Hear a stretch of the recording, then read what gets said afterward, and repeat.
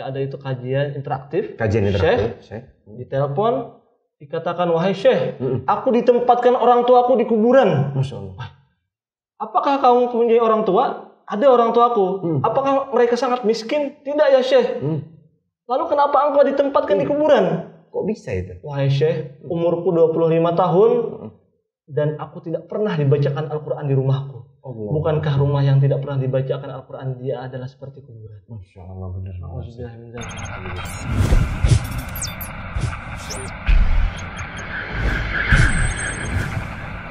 Ahlan, Ustaz Fikri. Ahlan bik, ya kakak Bana. Sehat, Ustaz? Alhamdulillah, bil khair, ana sehat. Bagaimana antum juga kabarnya? Alhamdulillah, sehat-sehat kita semua, Ustaz. Alhamdulillah. Lagi sibuk apa nih, Ustaz? Masya Allah. Alhamdulillah, kesibukan anak hari-hari ini adalah jadi pengajar di salah satu sekolah Islam, juga menjadi imam rawatib di salah satu masjid perumahan Villa Taman Kartini, serta masih di dalam studi S2 di PTIQ atau Perguruan Tinggi Ilmu Al-Quran jurusan Tafsir dan Hadis. Masya Allah. Jadi antum lagi mau belajar juga mengajar. Masya Allah. Gitu. Al-Quran, Ustaz ya? Al-Quran. Nah, ini sebenarnya cocok banget nih, Ustaz. Jadi kali ini nih, insya Allah Kak Bana kita mau sharing tentang Al-Quran. Jadi beberapa sahabat-sahabat Sasis yang di rumah sempat tanya sama Kak Bana, coba dong gimana sih caranya supaya kita semangat mempelajari Al-Quran, kemudian bagaimana tahap-tahapannya dan yang lainnya. Makanya kali ini berarti pas banget nih Kak Bana ketemu dengan Ustadz Fikri, Masya Allah, yang sedang studi ilmu Al-Quran S2, Ustaz. S2. Masya Allah. Doakan semoga cepat selesai. Amin, insya Allah. Jadi gini, Ustaz, mungkin yang pertama, kenapa sih, Ustaz, kita harus mempelajari Al-Quran? Kenapa harus mempelajari Al-Quran? Iya. Sebelum saya menjawab, kita boleh minum dulu, Ustaz. Oh, fadol. Takutnya cuma pajangan. Silakan, itu buat Ustaz Fikri khusus. Bismillah. Masya Allah. Kak Bana juga kita deh kalau gitu. Bismillah. Alhamdulillah. Gak usah pakai cis-cis seperti itu ya, Ustaz. Iya. Lanjut, Ustaz. Gimana sih? Kenapa kita harus mempelajari Al-Quran? Nah, sebenarnya mempelajari Al-Quran itu tidak harus. Nggak harus, maksudnya bagaimana? Kalau tidak ada yang memerintahkan. Oh, begitu. Ya. Sabar dulu, siap. Kaget. Dengerin dulu kata-katanya. Siap, Ustaz. Lanjut, Ustaz. Karena yang memerintahkan adalah Allah, Tuhan semesta alam, serta Rasulnya Rasulullah SAW. Kata Allah di dalam Al-Quran, Alif Lam Mim, dzalikal kitabu la raiba fihi, hudan lil muttaqin. Al-Quran dikatakan Allah sebagai huda atau petunjuk bagi orang-orang yang bertakwa. Kemudian kata Allah lagi, Aminu billah wa rasulihi wan nuril ladzi anzalna. Berimanlah kepada Allah dan Rasulnya dan nur. Di situ nur maksudnya juga adalah Al-Quran. Jadi Allah memerintahkan kita berimanlah, pelajarilah Al-Quran. Bahkan ketika bangun tidur pun Allah memerintahkan kita. Di dalam Al-Quran, dalam surah Al-Muzammil. Seperti apa? Faqra'u ma tayassara minal Qur'an. Bangun tidur disuruh baca Al-Quran. Jadi bangun tidur subuh-subuh bukan buat main game, Ustaz. Mabar gitu saja. Mabar, jangan. Bukan buat nonton Liga Champion. Masya Allah. Tapi untuk baca Al-Quran. Kalau sudah baca Al-Quran bolehlah nonton. Tapi utamanya apa? Baca Quran dulu, salat tahajud dulu. Masya Allah. Jadi yang memerintahkan kita ini Allah dan Rasul. Allah dan Rasulnya. Kata Rasul juga. Nah, gimana, Ustaz? Khairukum man ta'allamal Qur'an wa 'allamah. Sebaik-baik kalian adalah yang pelajari Quran juga mengajarkan. Masya Allah. Jadi yang nyuruh ini bukan sembarangan. Masya Allah. Allah dan Rasulnya. Masya Allah. Jadi harus ditaati. Jadi yang Ustadz Fikri lakukan sekarang ini pun seperti itu ya, Ustadz ya. Jadi antum belajar Al-Quran, antum juga mengajarkan Al-Quran, seperti itu, Ustadz ya. Insyaallah bismillah. Semoga niat kita tulus karena ini semua adalah perintah dari Allah dan Rasul. Amin. Sekarang gini, Ustadz. Ketika kita sudah tahu yang memerintahkan kita adalah Allah dan Rasul, tentu itu adalah wajib, Ustadz. Iya, wajib. Nah, kemudian bagaimana cara kita atau tahapan-tahapan kita mempelajari Al-Quran ini? Kadang-kadang Kita kan semangat nih, Semangat 45 gitu kan. Wih, 45. Al-Qur'an gitu kan, perintah Allah dan Rasulnya, siap, langsung baca Al-Qur'an. Tapi bacaannya begitu, Ustaz. Nah, itu tahapan yang benar seperti apa, Ustaz? Kadang-kadang kita dengar kok faedah hafal Quran, semangat Quran. Langsung semua pengen dihafalin. Semua. Ajar terus semuanya. Semua. Tapi ternyata terkadang kita lupa bagaimana tahapan-tahapannya. Tidak perlu kita terburu-buru. Perlahan-lahan. Sebagaimana kita membangun rumah, masa kita mau langsung bangun atapnya dan isi-isinya. Tapi hendaklah kita bangun pondasinya, huruf-hurufnya. Itulah kenapa salah satu wasilahnya seperti Iqra, huruf demi huruf, alif, ba, semuanya sesuai makharijulnya. Jadi kita ucapkan harus mengenal hijaiyahnya dulu agar lisan kita tidak kaku dan terbiasa mengucapkan bahasa yang mungkin asing bagi kita warga Indonesia. Maka kita ucapkan belajar per hurufnya, kemudian kita latih untuk menyambung setiap hurufnya, dan kemudian ketika sudah lancar disisipi dengan ilmu-ilmu kaidah tajwid di dalamnya. Barulah menghafal Quran lebih indah, barulah menghafal Quran lebih mudah karena dengan kita sudah terbiasa membaca Al-Quran beserta dengan tajwidnya. Karena membaca Quran dengan benar akan menambah kenikmatan ketika menghafalnya dan membaca. Jadi memang harus tahapan demi tahapan. Yang Iqra dulu. Jadi nggak usah malu, nggak usah Zat, kayak ngedown gitu. Dia udah semangat baca Al-Quran, semangat mempelajari Al-Quran, tiba-tiba disuruh baca Iqra dulu. Apaan nih Iqra gitu. Tentang udah dewasa, udah gede gitu. Gelarnya sudah banyak. Wah, saya nggak mau belajar Iqra. Saya maunya langsung. Saya dokter ini. Udah epic begitu kan.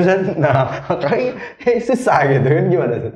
Harus itu tahapan-tahapan itu Zat ya. Tahapannya harus dilalui. Jangan malu untuk mempelajari Al-Quran. Jangan malu dengan umur kita. Para sahabat pun apakah mereka dari kecil tahu Al-Quran? Oh iya. Mereka pun mempelajari Al-Quran. Ada yang udah tua ya Zat ya. Bahkan dikatakan sahabat Khalid bin Walid hafalannya tidak terlalu banyak. Tapi bukan juga itu alasannya saya mentang-mentang. Oh iya. Jadi semuanya proses yang kita butuhkan. Bukankah di dalam proses itu ada kenikmatannya? Masya Allah. Jadi tidak perlu terburu-buru. Al-ajalatu minasyaitan, terburu itu bagian dari syaitan. Perlahan tapi pasti. Jangan perlahan tapi nggak ada. Perlahan tapi pasti. Tapi Kak Bana pernah dengar juga nih satu hadis yang menyebutkan ketika kita mempelajari Al-Quran, kita membacanya dengan terbata-bata, kemudian kita membacanya dengan tartil, itu tetap ada ganjaran di sisi Allah. Benar nggak seperti itu? Dan dikatakan barang siapa yang baca Al-Quran, kemudian dia lancar, al-mahiru bil Quran, dan dia akan berserta safaratil kiram, beserta orang-orang yang mulia, beserta para anbiya, beserta para aulia Allah, ditempatkan Allah nanti di hari akhir nanti. Tempatnya spesial. Masya Allah. Itu yang lancar. Itu yang lancar. Wa yatata'ta fihi, dan apabila terbata-bata, lahu ajran, dapat 2 pahala. Masya Allah. Pahala apa tuh? Pahala dia pertama dia mau baca Quran. Keinginan dia membaca Al-Quran. Keinginan dia itu membaca. Yang kedua, dia terbata-bata, tapi dia tetap mau belajar Al-Quran. Inilah Allah, setiap amal sekecil apapun Allah akan beri balasannya. Dia sudah berusaha terbata-bata tetap mau baca Al-Quran, baginya pula dapat pahala. Jadi jangan pernah malu atau malas, karena yakinlah Allah akan membalas sesuai dengan apa yang kamu usahakan. Semakin susah, Allah juga akan memberikan balasannya. Jadi tidak ada ruginya, tidak perlu minder untuk mempelajari Al-Quran. Gak usah minder ya, umur kita berapapun. Yang penting harus ada keinginan, karena setiap proses tadi Allah akan ganjar itu dengan pahala-pahala ya Ustaz. Bukankah kita ingin ketika menemui Allah nanti di hati kita membawa Al-Quran? Nah, betul Ustaz. Hendaklah jangan sampai hati kita. Boleh cerita Kak Bana sedikit? Boleh. Fadhol Ustaz, gimana Ustaz? Ini ketika ada itu kajian interaktif. Syekh ditelepon, dikatakan, wahai Syekh, aku ditempatkan orang tuaku di kuburan. Masya Allah. Apakah kamu punya orang tua? Ada orang tuaku. Apakah mereka sangat miskin? Tidak ya Syekh. Lalu kenapa engkau ditempatkan di kuburan? Kok bisa itu? Wahai Syekh, umurku 25 tahun dan aku tidak pernah dibacakan Al-Quran di rumahku. Bukankah rumah yang tidak pernah dibacakan Al-Quran dia adalah seperti kuburan? Masya Allah, benar. Jangan sampai sekali-kali kita sebagai orang tua hiasilah rumah kita dengan Al-Quran, karena Al-Quran adalah akan menghidupkan rumah kita dan bercahaya. Bertahan dari Al-Quran. Masya Allah, Masya Allah. Terus begini Ustaz, Kak Bana juga ada titipan pesan dari teman-teman sahabat Sasis. Iya. Ketika kita sudah mampu melajari Al-Quran, ketika kita sudah tahu tahapan-tahapan mempelajari Al-Quran, bahkan kita sudah punya hafalan di Al-Quran itu sendiri, terus bagaimana cara kita supaya tetap istiqomah, supaya tetap bisa menjaga hafalan kita? Karena apa? Karena antum tahu sendiri Ustaz, zaman sekarang Masya Allah, namanya handphone, namanya sosial media itu udah menjamur. Dari yang orok sampai yang kakek, nenek, semua pegang HP Ustaz. Sampai ada komunitas, kalau antum tahu Ustaz, komunitas pecandu HP miring. Masya Allah. Jadi ya pecandu HP miring gitu. Mabar gitu Ustaz kerjaannya, ya Allah. Dia udah hafal Quran, dia hafal Quran, tapi karena dia tadi jadi hilang hafalannya. Itu gimana Ustaz supaya tetap terjaga, supaya tetap istiqomah menghafal Al-Quran? Tadi mungkin antum ada motivasi buat teman-teman gimana Ustaz? Ada pesan menohok bagi kita di zaman ini. Orang-orang pada nanya, bagaimana para sahabat itu berinteraksi dengan Al-Quran? Para sahabat itu berinteraksi dengan Al-Quran sebagaimana kalian sekarang berinteraksi dengan HP kalian. Masya Allah. Jadi sangat-sangat sering gitu. Kita kan setiap hari ini, auzubillah ya, jangan sampai bangun tidur HP, sebentar tidur HP, sebentar HP. HP terus, ya kayak gitu para sahabat memperlakukan Al-Quran. Bangun tidur, Al-Quran. Setiap hari Al-Quran, bener-bener lihat Al-Quran. Jadi kalau zaman sekarang yang kita lihat di pinggir jalan, anak pada nongkrong, pada megangin HP. Itu mungkin para sahabat zaman dulu mereka mempelajari Al-Quran gitu Zat. Berkumpul-kumpul untuk mempelajari Al-Quran. Jadi, gimana sekarang ya perlakukan Al-Quran sebagaimana kita memperlakukan HP kita. Jangan sampai terbalik. Al-Quran jarang-jarang. Pernah ada saya katakan sama anak-anak, jangan sampai Al-Quran kalian berdebu di rumah. Maksudnya biasa. Terus anaknya bilang, Ustaz, rumah Al-Quran saya bersih kok, tiap hari dibersihin. Bukan itu maksudnya. Oh iya. Ternyata itu namanya anak-anak ya. Bukan maksudnya dibersihin, bukan dibaca terus, karena dibaca terus debunya nggak ada lagi. Gitu. Bukan setiap hari dibersihin, bukan. Iya. Gitu. Iya. Jadi jangan sampai berdebu itu bukannya dibersihin. Bukan. Tapi dibaca terus. Karena dibaca tangan kita nempel terus gitu. Betul. Sekarang juga kabarnya kan kita tahu sering kita lihat anak-anak dikit-dikit HP dibersihin, kalau ada retak sedikit diganti tempered glass, ganti casing segala macam. Harusnya Al-Quran seperti itu Ustaz. Justru Al-Quran jangan sampai bersih banget. Al-Quran itu kalau Al-Qurannya para penghafal itu semua lembarannya itu nggak ada yang masih mulus karena sering dibuka. Jadi ada lekukan-lekukan, sering ditandain, kadang-kadang ada pensilnya. Kalau anak-anak penghafal Quran, pensil kenapa ditandain? Karena salah di situ ditandain. Masya Allah. Bukti sering interaksi dengan Al-Quran. Sebagaimana kita buku, kalau sering dibaca, iya betul. Makanya aneh kalau ada murid sekolah, bukunya bersih semua rapi, nggak ada catatan. Bukan masuk semua itu, tapi jarang dibuka. Iya betul. Nah mungkin motivasinya Ustaz buat tetap semangat belajar Al-Quran. Motivasi buat kita teman-teman. Gimana Ustaz? Karena sesungguhnya yang bikin kita selalu semangat tidak lain adalah pesan dari Allah dan Rasulnya. Kata Rasul, Iqra'ul Quran fa innahu ya'ti yaumal qiyamah syafi'an li ashabi. Baca Al-Quran, nanti di hari kiamat dia datang untuk menolongmu. Jadi Quran nanti akan jadi syafi'an, penolong bagi para pembacanya. Jadi janganlah kita bosan, ragu. Kenapa para penghafal Quran ganjarannya surga? Karena itu bukan hal yang mudah. Menghafal Quran perlu dawam atau berkesinambungan setiap hari murajaah. Itu yang bikin mereka pantas untuk memasuki surganya Allah. Karena tidak bosan setiap hari membaca Al-Quran. Jadi apalagi yang perlu kita bawa kalau kita nanti meninggal? Hendaknya bukankah kita tidak ingin hati kita seperti kuburan? Tidakkah kita malu menghadap Allah tidak mempunyai hafalan sedikit pun?